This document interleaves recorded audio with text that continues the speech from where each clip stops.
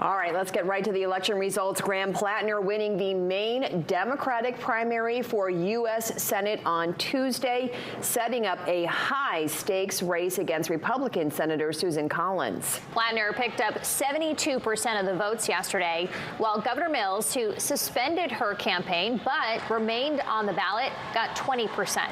Platner addressed supporters in Blue Hill last night following confirmation of his victory. I will stand up for you and against billionaires and greedy corporations.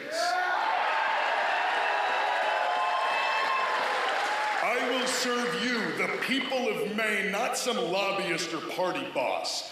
I will be the champion for your dreams as if it were my own, no matter the challenge or the expense.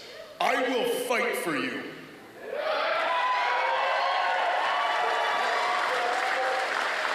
I have been willing to die for my country. There is nothing that I will not do for the state of Maine.